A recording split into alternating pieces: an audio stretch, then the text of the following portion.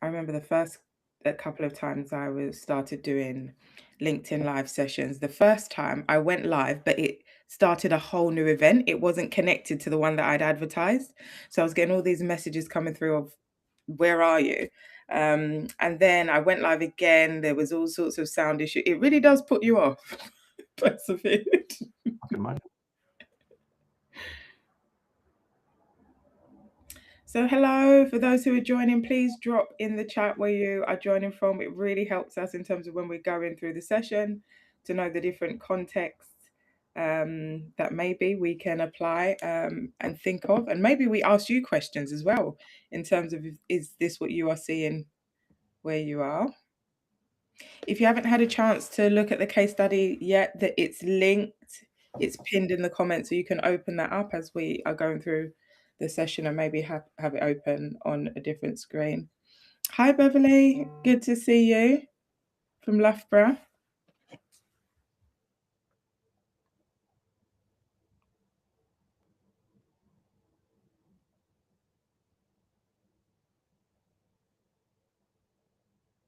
Again, we'll just wait a few more minutes. I know it's 10 o'clock on the dot, but we just give a bit of time for people joining from different sessions and cutting over. I was born near Loughborough. Ah, do you Well, go back? I'm a Nottingham lad originally, so from Robin Hood country. So I played a lot of basketball in Loughborough growing up. So Loughborough and Nottingham, are they considered the Midlands? they're the East Midlands, Okay. not to be confused with the West Midlands, where they have a completely different dialect. Okay, Did I this say is dialect? news to me. Yeah, I did a year of uni in Leicester. And the only reason I chose the uni was because I had read Jane Eyre, and it was based in the Midlands. So I was like, okay, I'm going to go to uni in the Midlands. And then that was that. Nice part of the world. Hi, Margot, joining from sunny Brussels. It's almost sunny Kent, almost. I'm joining from Kent. It's not quite enough for me to confidently say sunny, but we're nearly there. Joining from Bath, the wife of Bath. I'm going through my kind of English lit chronicles now. Good to see you, Andrew. If anybody joins from Iceland, I'd like to see you pull some literary work out of your back catalogue for that one. There you go. There's a challenge. Yeah, I don't think I've read any Icelandic literature. I'm going to look now. The closest I got was sourcing a book from Japan. Fortunately, it was in English. Yes, I remember you saying. Vix from Manchester. Some of the best Manchester. I find Manchester so interesting. I've only been about 3 times, but the bars, the culture, I absolutely love Manchester. I lived there for a year in 2005. I was living on Deansgate. Yeah. Working at Cooperative Financial Services on assignment. Yeah, quite central. Okay, so in about 1 minute, we will get started. Just enough time for me to finish my tea. I thought you were going to be like sipping it as we go through the session, cupping your cup. I'll be talking too much, apparently. Okay. Spoken like a true Londoner. Not by birth.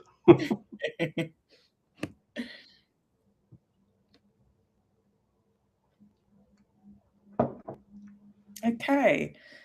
So I think we will get started now because it is quite a full session. Hello and welcome to this LinkedIn Live. My name is Nisi Ozigbo and I'm joined by Damien O'Day Fessy today to talk about possibly one of the best operating models in the world. I feel like that's quite a controversial and bold statement to make, but you know, he's got some evidence and some backing, which he'll talk through to it. I'll give you a brief introduction about myself, then I'll hand over to Damien to introduce himself. So Hi all, my name is Dissy. I am a change manager by profession, have dedicated most of my working life to supporting organizations as they go through transitions.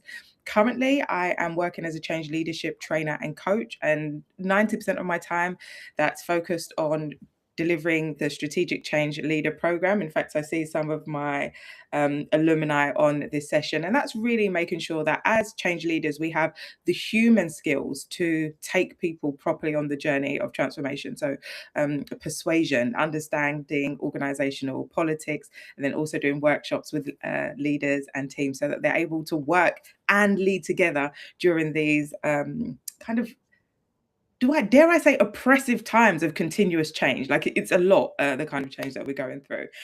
So really pleased to have Damien here with us as an operating model expert. Damien, could you introduce yourself, please? Yeah, sure. I'm the managing partner at a firm called Oxford 8. We, of the 200 companies in the UK that provide program assurance, we're the only one that only does program assurance. So my background originally was in the hot seat delivering programs. I was 10 years at EY, and then another decade as a freelancer and a non-exec at a government department, digital culture, media and sport. Oxford 8 began in 2019, and we were steaming ahead early 2020 when COVID came along. Had an 18-month hiatus whilst that was all playing out, and then got the show back on the road in late 2021, and it's gone like a train since then. Amazing. And I had the pleasure of meeting Damien last week. And whilst he pulls up his slides, I just want to tell you a story. So I'm not going to tell the story, but I'm going to introduce to you why this thing came up. First of all, I was absolutely kind of knocked off my feet. There's not much people can tell me about change management, whether it's pointing me to articles or how change managers position themselves. That makes me think, oh, actually, I've never heard that before.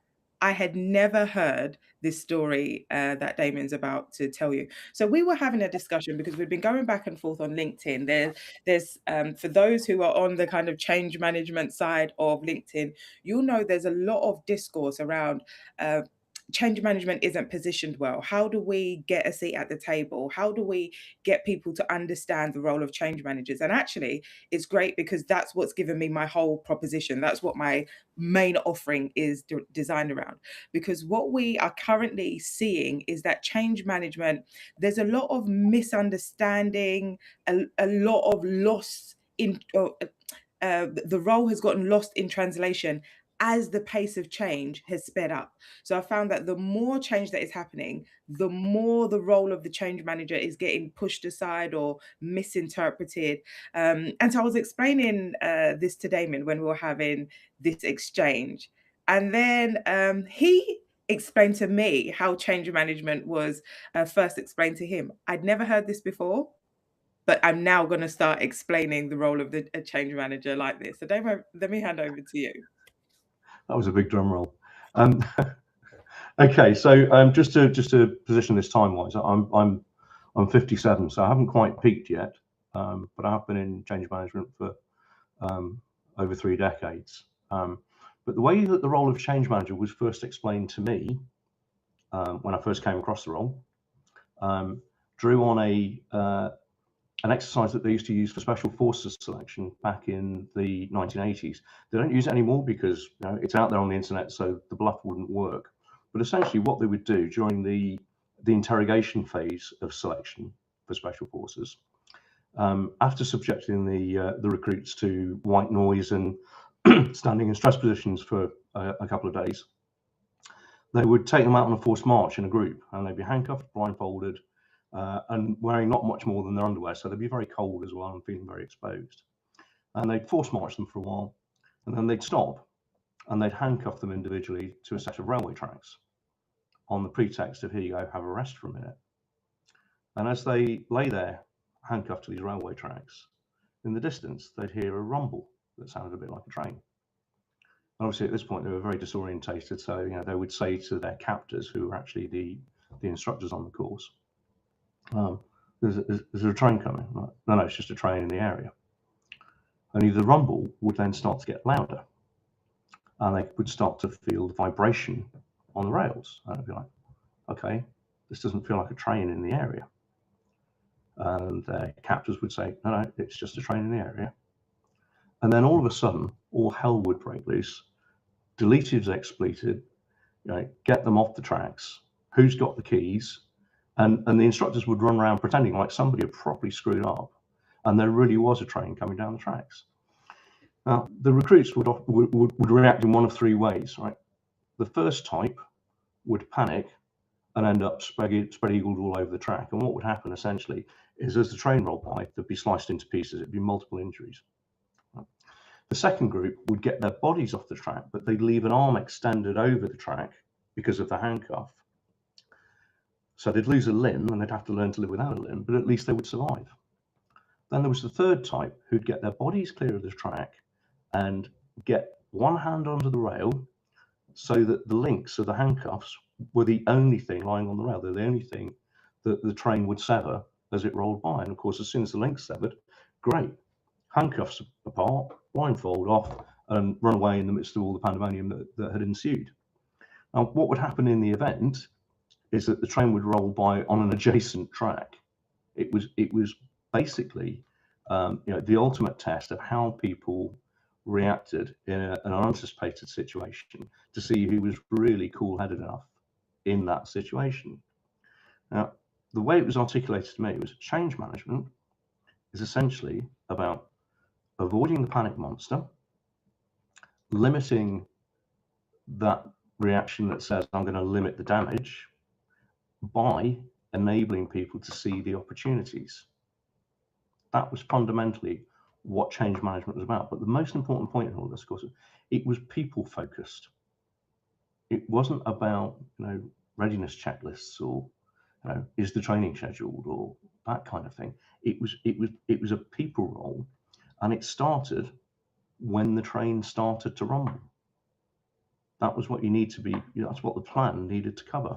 So it's a very different thing from what we discussed on Thursday. I mean, if it's morphed into that, then it's moved a long way, and not necessarily in a helpful direction. Because if you don't have that change management capability embedded in the program from a very early stage, the panic has already started to happen for some people, and that doesn't make the program any easier to deliver either, let alone the outcome. Absolutely. And what I love about that story is I always explain that change management is about creating conditions. I believe that you should treat the people that you're working with as adults who are able to make really good decisions. So we can't force anybody to think a certain way about change. However, you can create conditions where they are telling themselves empowering and energizing stories about the change, so that they're able to calm whatever panic might want to rush up within them, so that they're able to make sensible and also creative solutions to problems. Because the chances are we're doing a project or a program of transformation because we've got a problem, and we need a more creative or a different way of attacking it than what we've done up until this point. So I think that's absolutely amazing. I will be retelling that story over and over. It's an interesting point you make about the creativity, because that's not something that generally people think in terms of on a program. And the other thing I think that's been lost sight of is that programs should be fun. If you're on a program team, you get to sweep away all of the frustrations, all of those useless workarounds, all that dysfunctional organizational structure. Potentially you get to remove that and replace it with the world as it should be. You get to do things that you never do in your normal BAU role. All of that should be fun. The problem is when you go into your average program, that's not what's happening. But conspicuously, those programs also lack change management. Yes. So I'm seeing the opportunity. So leads us on nicely to, after our chat last Thursday, I had a bit of a think on the weekend, because in all honesty, I've never actually presented Escoffier's recipe to a community of change managers before, and that requires a slightly different approach. And it prompted first thought, which is, did Escoffier actually have a change manager? Well, he did. All he had to do was go to the nearest mirror. Right? He was his own change manager. Right? But the question that occurred to me, and I did post it on LinkedIn, I don't know how many people actually saw it, was, if you were Escoffier's change manager, what in practical terms would you be doing? Because we can talk in relatively esoteric terms about the psychology of change management, but on a practical level, what do you do? So what I've looked to do in this particular session, rather than recap on the case study itself, because everybody can read that, I thought, okay, well, let's just pull out 5 examples and consider how, as a change manager, you would potentially deal with those. What are the challenges around those?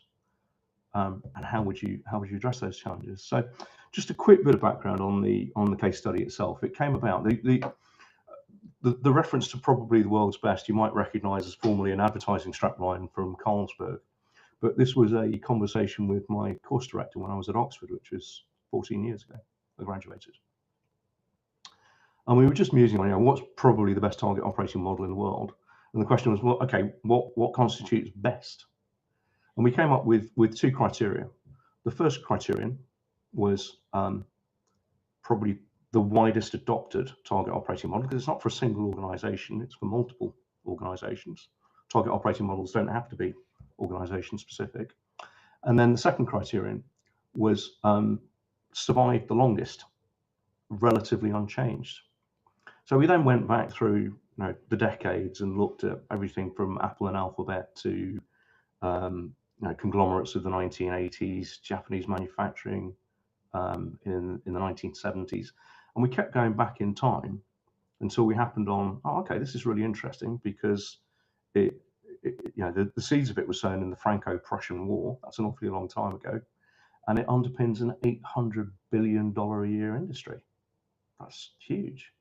And it's not really changed very much.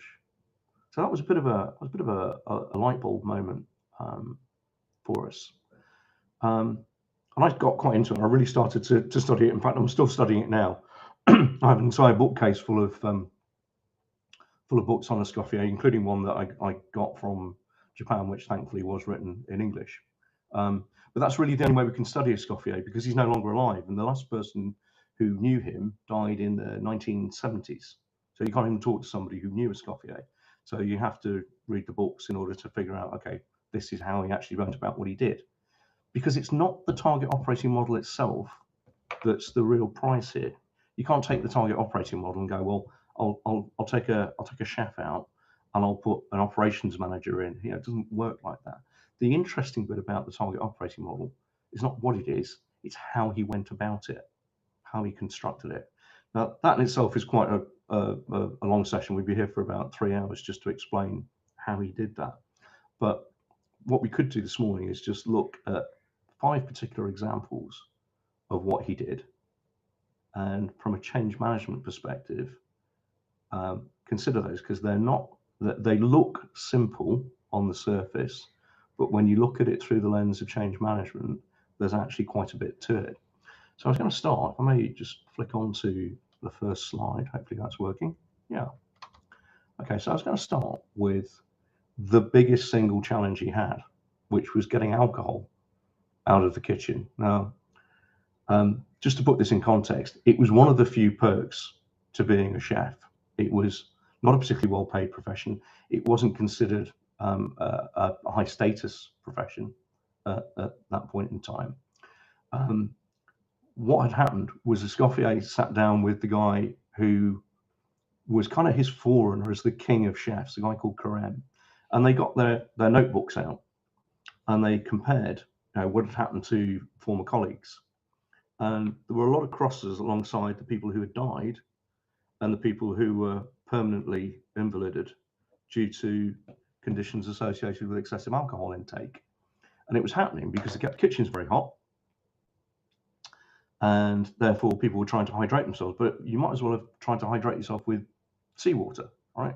I mean, it was never, you were never going to outpace the heat of the kitchen by consuming alcohol. And it was freely available, but of course it had side effects in terms of people chopping their fingers off.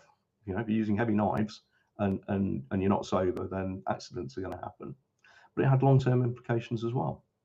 So he had to get the alcohol out of the kitchens, and that's quite a challenge. Now, if you look at it in relatively simplistic terms, you go, fine, I'm going to take the alcohol physically out of the kitchen, I'm going to put something else there instead.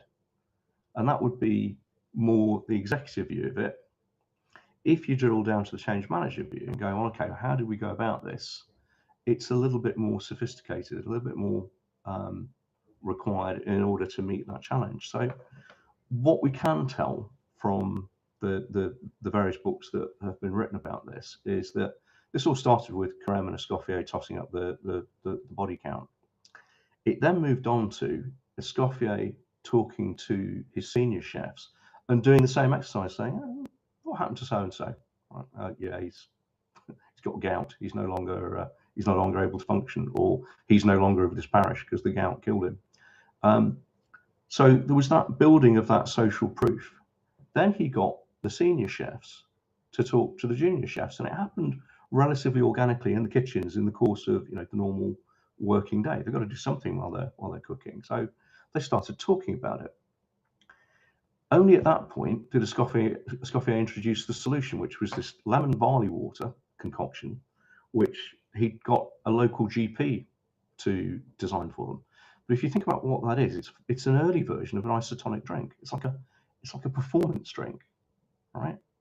So, yeah, bit of a genius stroke, really. If you're able to say, my job is so demanding that I have to have special drinks to keep me hydrated and to keep my performance topped up.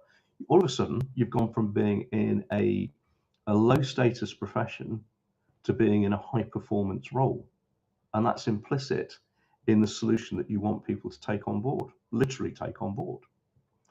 And then the final topping for a chef, right, was to ensure that the seniors adopted it, because if you can put it in the kitchen, right, but is anybody actually going to consume it?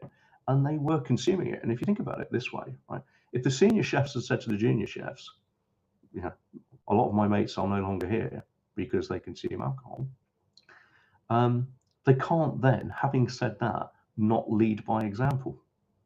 So it was all beautifully stitched together, but it's probably the biggest single challenge in terms of cultural change. But that's how he did it. So you go from executive level of, you just put the lemon barley water there and people will drink it, to no, actually from a change management perspective, there's 6 steps involved in that if you really want this to embed. Yeah. And what's really interesting about that, Damien, is implicit in that is there's an identity change. There's an identity shift from seeing yourself as somebody who's kind of just, the only perk of my job is to drink alcohol, probably not thinking very highly of yourself. I'm here preparing food. So actually, I'm a top performer, whatever that performance look like, who needs this kind of special hydration in order for me to fulfill my duties. That's quite a shift, and probably change the way they saw themselves inside and outside of the kitchen, which is when oftentimes when organizations think about culture change, I think sometimes it's quite narrow, like if we can get people to show up as their work self and be better in X, Y, and Z, we'll get this over the line. But actually, no, it needs to be a complete transformation. And I find that really interesting and really clever. If you visualize it from the chef's point of view, he's in a low status position. He goes home to his family at night. He's kind of down here. All of a sudden, he's able to kind of elevate himself in his own eyes, in his family's eyes, and in his neighbours' eyes. That's quite a significant shift. And the way that Escoffier did it, I mean, if he was still alive now, he would probably be in advertising, and he would have been, the guy that came up with Red Bull gives you wings. It's just really interesting the way he went about it. But more than that, I think where he was very clever, and where programs sometimes miss the point, is they talk about the objectives of the program, better customer service. Great, but what's in it for me? If Escoffier had gone about it purely saying, we'll be the best restaurant in the world and you'll be a part of that, yeah, but so what? What's in it for me personally? Well, a longer life, elevated status, and that's really what sold it. But it also had all of those downstream implications in terms of the food being better. I mean, even I find I cook better when I haven't had several pints of whiskey before I pick up a pan. So yeah, so it's really about putting the chef at the centre of it. So if you actually look at the slide, right, the reason the chef is in the centre is what's in it for the chef. So let's go on to the second example. So eggs a la Meyerbeer. Right. So hopefully you actually had a chance to read the case study. But the big thing that Escoffier did was, prior to him redesigning the operating model, the way it worked was, if you walked into a restaurant and you ordered a meal, your entire meal would be cooked by one chef. And that had all sorts of implications in terms of them battling each other in the kitchens for utensils, space on the hob, clean plates, everything. It just made it a conflict environment rather than a collaborative environment. So what Escoffier did was say, okay, well, if somebody's going to order something like eggs a la Meyerbeer, there are three elements to that. There are grilled kidneys, there's truffle sauce, and poached eggs. So I'm going to divide that up. I'm going to give it to three different people. So eggs a la Meyerbeer, 4 minutes. You do the eggs, you do the kidneys, you do the sauce, go. And then we'll just plate it all up together at the end. Now, that's great for the diner, because the diner gets a nice hot dish and they get it relatively quickly. But what's in that situation for the chef? So if you're the change manager and you are trying to open their eyes to the opportunities of this, why would they want to do it? And the way that Escoffier sold it to his staff, because it was an absolute sea change for them, was, look, you get to specialize. You get to be the person who does the perfect grilled kidneys, or the perfect poached eggs, or the most wonderful truffle sauce that people will write about in their restaurant reviews. Right? But more than that, you get to do that one thing really well. When I'm not working, I'm flying. My oldest brother was a fast jet pilot in the RAF, and one of the most surprising conversations I ever had with him was he envied the fact that I got to learn at my own pace.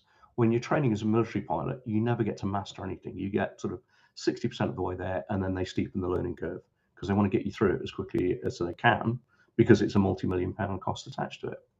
Whereas, I could just keep going and perfecting something and then move on to the next thing when I was ready to do it.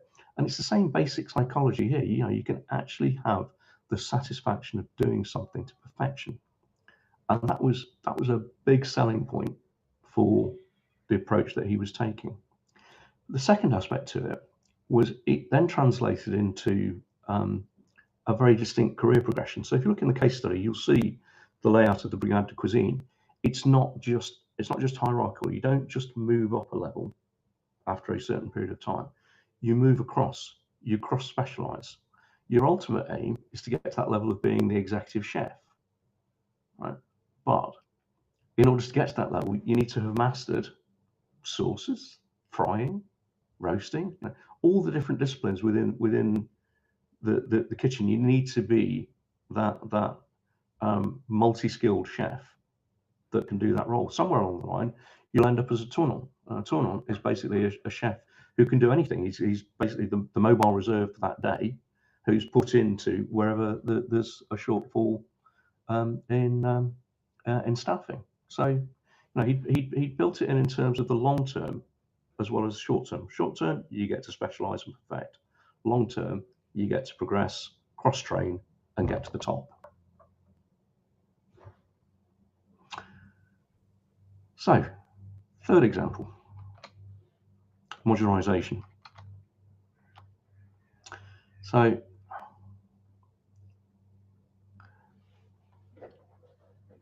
what he did with sauces, there are, I think in his recipe book, there are about 1,000 sauces, which sounds like a lot. It's a hell of a lot to remember, right?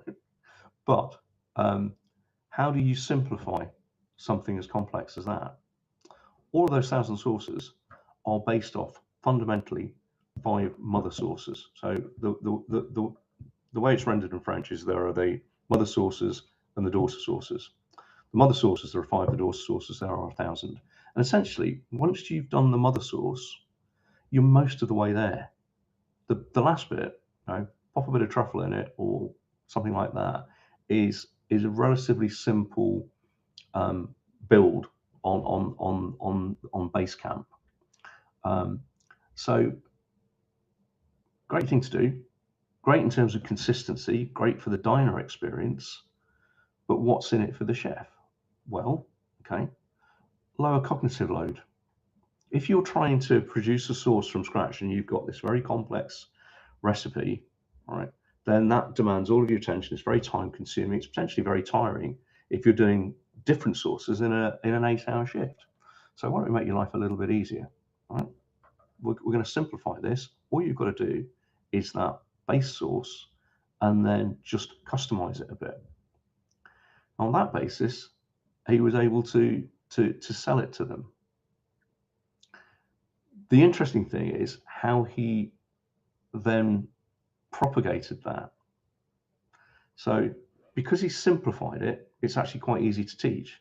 So all he's got to do is teach the chef once, and then he apply essentially what they do in the medical profession as well. My son's an anaesthetist, and they still do the same thing there. It's see one, do one, teach one. Not generally with heart surgery, but with simpler procedures, right? It's watch one, right? Then do it yourself, then teach it. And in the act of teaching it, of course, that makes you think about it that little bit more carefully, and it embeds the knowledge so much more effectively. So that was the role of modularization. Come on next to outsourcing. So the reason that you can pop down to Sainsbury's and buy yourself some stock cubes actually has a lot to do with Escoffier. He was a big advocate of stock cubes in the early days. He liaised directly with the first manufacturer of stock cubes.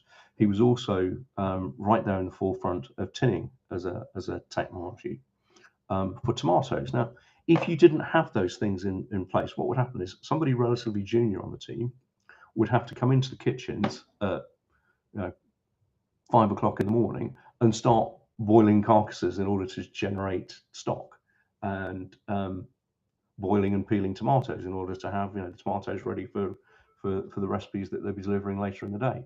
So all of that work had to be done up front. Now, that also meant that there was more exposure to, that item's off the menu now because we've run out of stock, we've run out of tomatoes, right? And we can't generate more at short notice because it's a 3 or 4 hour process. So that led to some disappointed diners. So that was what was in it for the diners. But what was in it for the chef? Well, we're going to remove the drudgery of turning up at 5 o'clock in the morning to put a load of chicken bones in a pot, and allow the chefs to concentrate on the activity that would actually feed their careers. So back to the Brigade de Cuisine, back to that old chart, right? We're simply taking the drudgery, taking the lowest rung away, and making something more productive and more professional. The lowest rung, you'll start here, not here. So in terms of what's in it for the chef, you can't lose, can you? And the technology was there to do it in a way that wouldn't compromise quality at all, and would support that drive for choice on the menu. Because prior to Escoffier, you wouldn't necessarily have 6 different options on the menu. You kind of consumed whatever the restaurant was making that day. It wasn't that big an option. Okay, so on to the 5th example, training. So this comes back to the point about the extent to which the target operating model is so widespread within the restaurant industry. Because that was one of the 2 key criteria. Remember, we were looking for something that had been around for a long time and not really changed, but also most widely adopted. And I think about Escoffier because he was very emphatic about training. He was there in the kitchens with his people. He was chopping, he was cooking, and the whole time he was teaching. And over the course of his career, and the data on this is relatively consistent, it's roughly 2,000 people that he trained directly. But back to the point about see one, do one, teach one. Of course, those 2,000 people then go off and train 2,000 people, who then go off and train 2,000 people. That's how the target operating model propagated. That's how he embedded it. Now, the interesting contrast here is if you think about how training is typically delivered in your modern day corporate program, you don't necessarily see it looked at in that way. It's very much a functional thing of click here, then do this, then do this, then do this. It's very procedural. It's not embedding the skills. So, you know, if Escoffier saw one of his junior chefs not chopping in quite the right way, he'd go, okay, in terms of knife skills, do this instead. Right? So he'd embed the skills and the techniques. He'd also embed the behaviours. So he'd be sat there topping the lemon barley water along with his junior colleague. Right? It's a way of projecting that culture within the organisation. He would talk about his life. You know, he explained how he got to where he got to. So he's giving them, you know, that mental picture of this is what your career path could look like. And he had certain values as well. You know, he was very clear about no bad language in the kitchens, and his response, if anybody did swear or was aggressive, would be, here you are expected to be polite. Any other behaviour is contrary to my expectation. Right? So he was embedding all of that within the training. Now, we don't think of training in those terms, and yet, you know, there's so much you can get from training beyond the click here, type this. You know, we're kind of missing all of that in modern execution. And if you want a really good example of how training works, I'd suggest you look at the cab trade in London. Right? There's no chief exec at the top of that hierarchy. They are all effectively independent traders just plying their trade, and yet they do it in a remarkably consistent fashion. I've taken 14,000 black cab journeys roughly in my life. I can count on one hand, it is literally 5 that were not 5-star journeys. One of them was a guy who kept clipping the curb, another dropped me off in a puddle.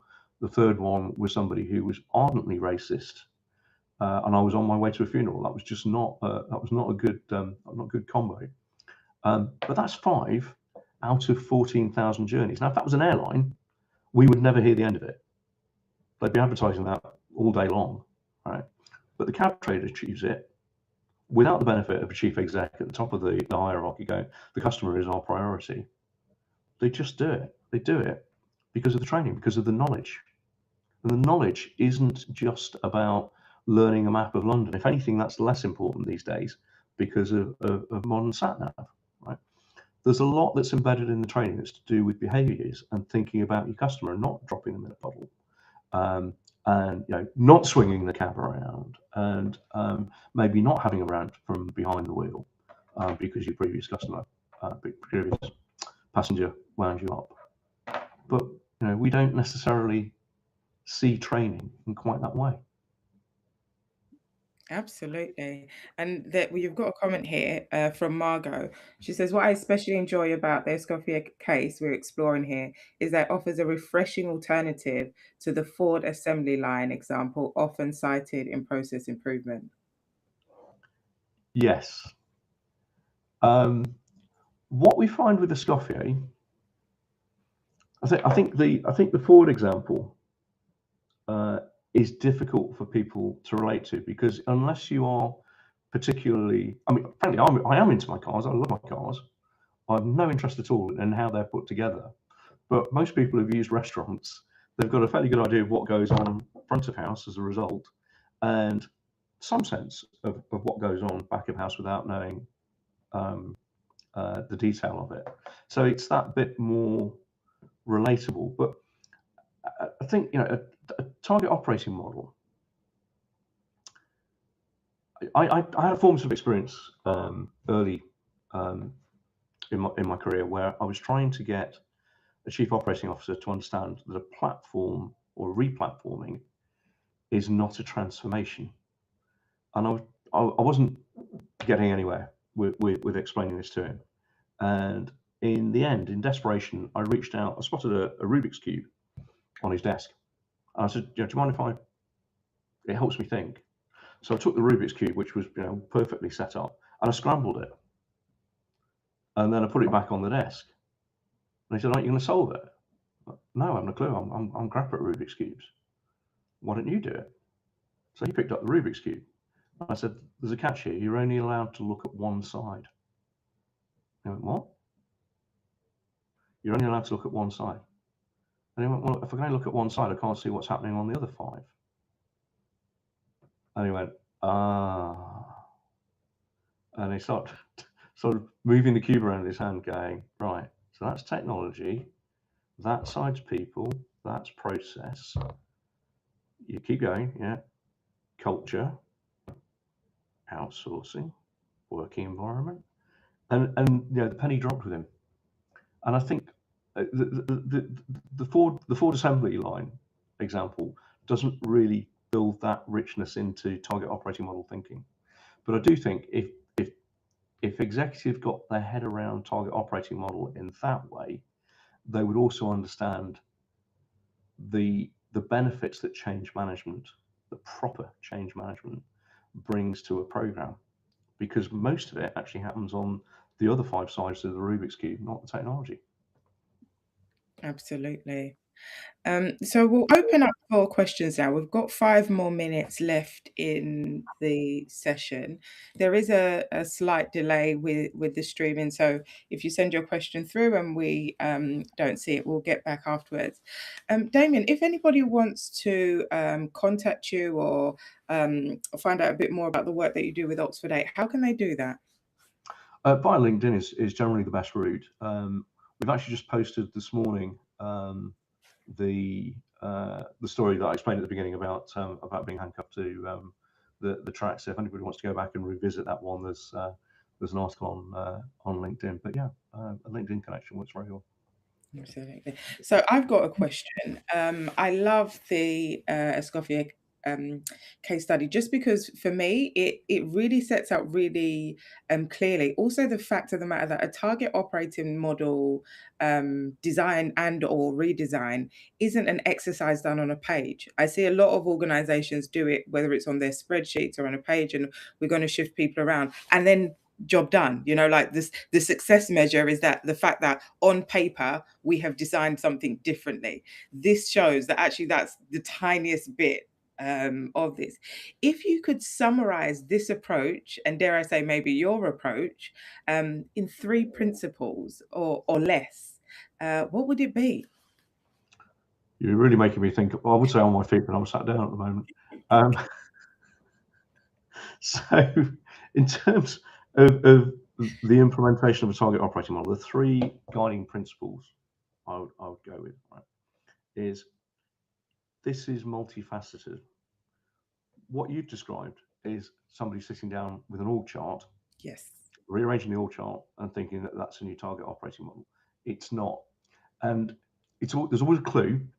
If it's being done by the chief people officer or being sponsored by the chief people officer, that's not a target operating model. That's a reorg. That's only one side of the Rubik's Cube. If it's being done by the chief operating officer, that's probably more appropriate. If it's being done by the chief exec, even better, because they've got the span across all functions. So I would say, first key thing is the actual sponsorship of it. The second thing is, where does it actually start? What's your starting point for a target operating model? Now, we haven't got time to do the full 3 hours on Escoffier, but essentially, Escoffier started with his problem statements. He had, we think, somewhere in excess of 70 problem statements in total that he'd built up over several decades of working in kitchens. But what he hadn't tried to do was go one-to-one between a problem statement and a solution. He had solutions that addressed multiple problem statements. So the point is, there's a sequencing here. Do all of your problem statements first, and then design your solution. If you go point to point, you'll play whack-a-mole with individual symptoms. That's the trap that people always fall into. And then the third element to a target operating model, I think, is to involve the people on the ground, the people who are best placed to know what the real problems are. Those problem statements, right? They came from Escoffier in the kitchen. What you quite often see with the redesign of a target operating model is people who are external to the organisation, dare I say it, consultants, who come up with those diagnoses. And a lot of the time they're not right. They are symptoms. Don't do the legwork to do the proper root cause analysis. You have to run the problems all the way to the root. Root causes are called root causes for 2 reasons. First one is that the origin of the problem. The second one is They're underground. You can't see them directly. You have to grab the symptoms, which are above the ground, and pull until the roots come up. And that there's a bit of work involved in that. And the people best placed to do it are the people who actually work in the kitchens. Absolutely. What a good note to end on. And just a final comment here from Jennifer. Really like the Rubik's Cube analogy. Such a great way of showing people visually how all elements matter. And I absolutely agree. So thank you so much, Damien, for joining us on this session. This session, for those of you who would want to watch it back, I can imagine a number of you will. And for those watching the recording, feel free to reach out to Damien directly. He said LinkedIn is probably the best way to contact him if you have any questions or you want to find out any more about his work. Obviously, you know where to find me. If you want to reach out to me, feel free to message me as well. Otherwise, have an amazing day and enjoy the rest of your afternoon or morning, wherever you are. Thank you so much, Damien. And as a bunch of change professionals, we finished on time.